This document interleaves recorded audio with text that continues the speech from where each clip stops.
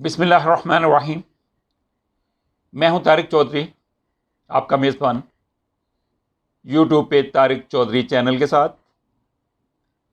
آج ہے اتوار اور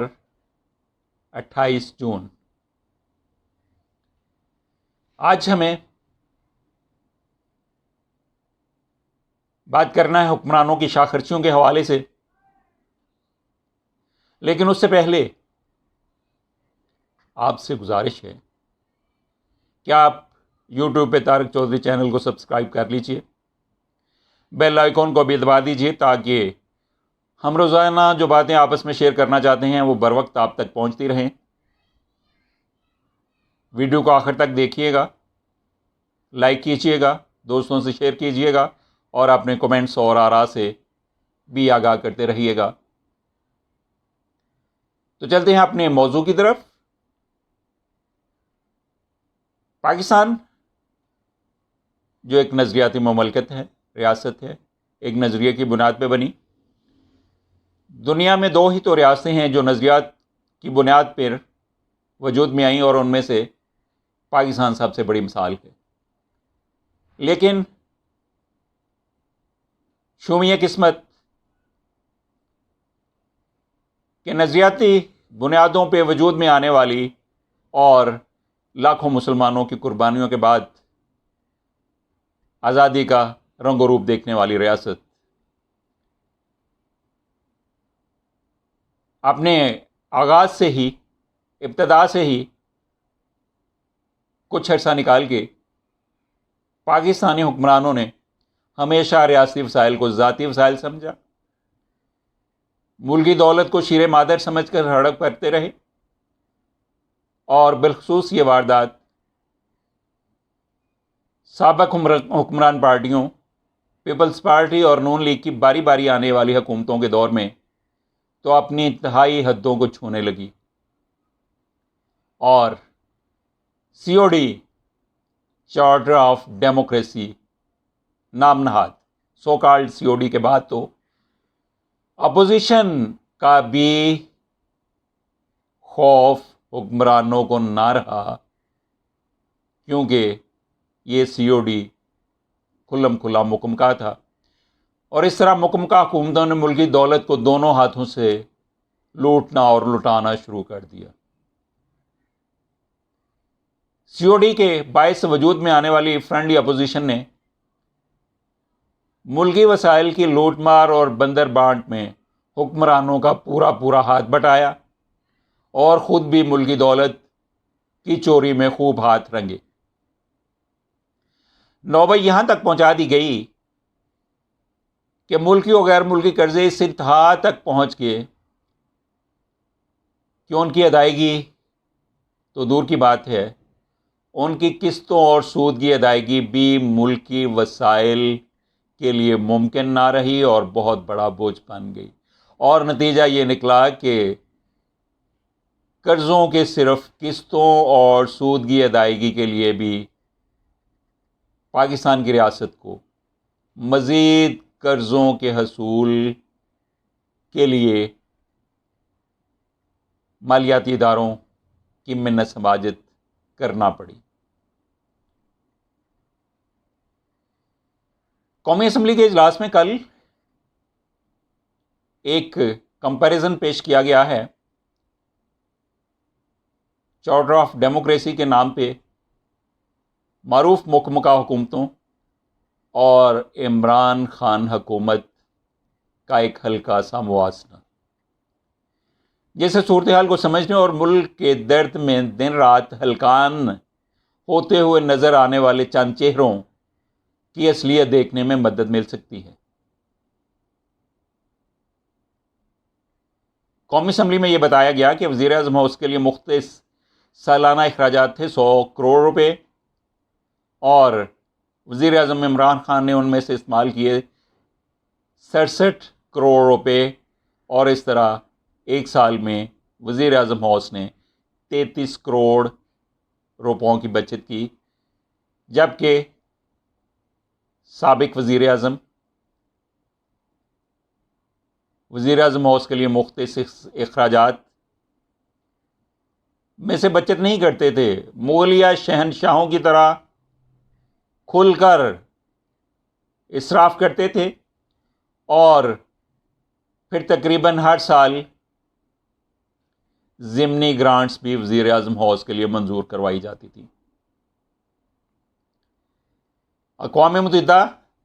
جنرل اسمبلی سیشن میں شرکت جب زرداری صاحب نے کی تو پاکستان کی ریاست کے $13 لاکھ خرچ کیے گئے، اور جب مغل شہنشاہ نواز شریف نے شرکت کی تو $11 لاکھ خرچ آیا، اور جب تنقید کی زد میں آئے ہوئے وزیر اعظم عمران خان نے اقوام متحدہ کی جنرل اسمبلی کے اجلاس میں شرکت کی تو صرف $1.5 لاکھ خرچ کیے۔ نواز صاحب نے 11 لاکھ، زرداری صاحب نے 13 لاکھ، اور تنقید کی زد میں آئے ہوئے عمران خان نے صرف $1.5 لاکھ خرچ کیے۔ دورہ امریکہ، آصف علی زرداری نے اس میں $7 لاکھ کا خرچہ کیا پاکستان کا۔ نواز شریف صاحب کا دورہ امریکہ $5,49,000 میں پاکستان کو پڑا، اور یہی ماتوب اور نقادوں کا ہدف عمران خان یہ دورہ صرف $67,000 میں کر کے آ گیا۔ وزیر اعظم ہاؤس کے اخراجات میں عمران خان نے ایک سال میں 29% بچت کی۔ وزیر اعظم ہاؤس کی انتہائی پرتعیش گاڑیاں جو حکمران نے اپنے بچوں اور نواسوں اور پوتوں کے لیے رکھ چھوڑی تھی تاکہ فیملی مقاصد کے لیے ان کا بے دریغ استعمال کیا جائے، وزیر اعظم عمران خان نے وہ وزیر اعظم ہاؤس کے بیڑے سے نکلوا دیں اور واپس کر دیں۔ ملازموں کی فوج ظفر موج جو ایوان وزیر اعظم میں موج میلے کے لیے بھرتی کی گئی تھی اور اس کا مقصد صرف اور صرف اپنے چہیتوں کو نوازنا تھا، ان کی تعداد میں عمران خان نے خاطر خواہ کمی کی،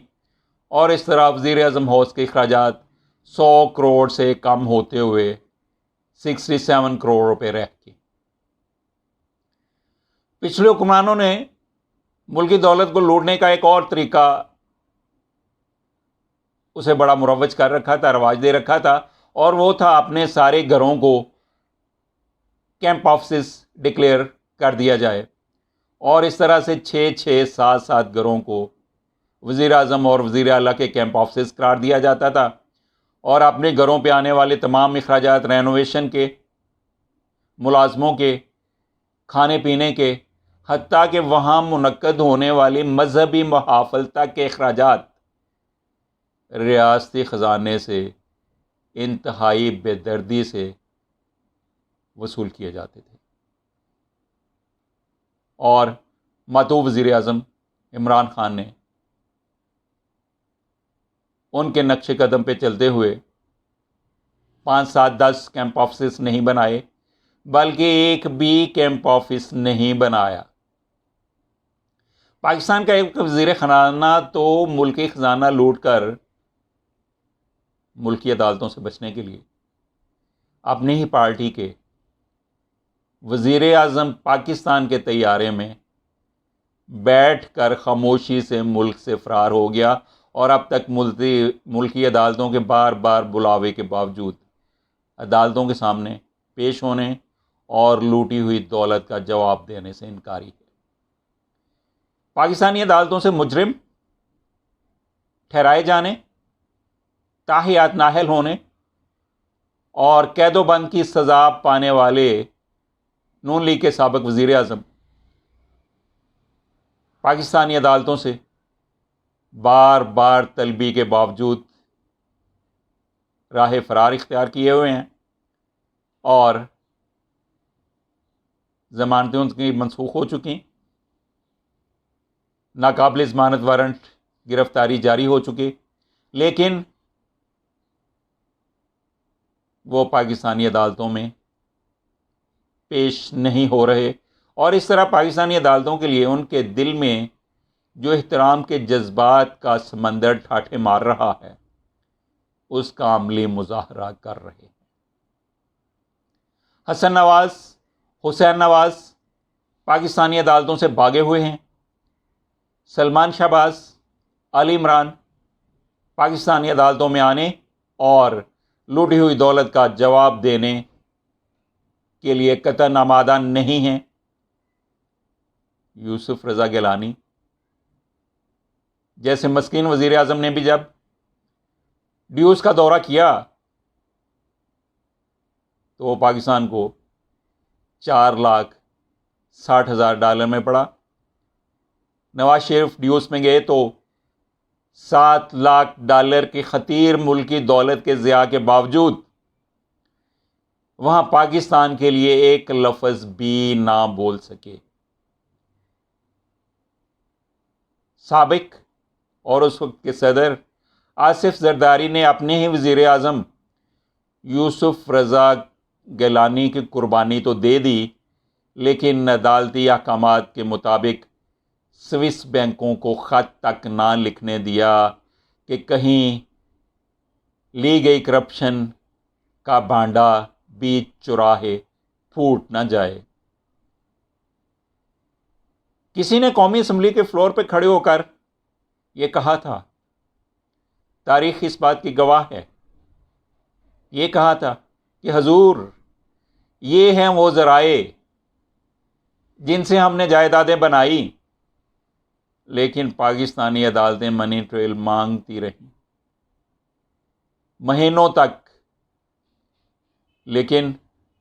وہ کبھی بھی وہ ذرائع بتانے پہ آمادہ نہ ہوئے، کیونکہ جائز ذرائع ہوتے تو بتائے جاتے، جب جائز ذرائع تھے ہی نہیں تو کون بتاتا، کیسے بتاتا؟ یہ تھا ہلکا سا موازنہ ہمارے حکمرانوں کے اسراف، فضول خرچیوں، شاہ خرچیوں کا، کس طرح سے وہ نہ صرف کرپشن میں ہاتھ رنگتے رہے بلکہ ملکی وسائل کو بے دریغ انہوں نے دنیا بھر میں لٹانے کے بھی ریکارڈ قائم کر دیے۔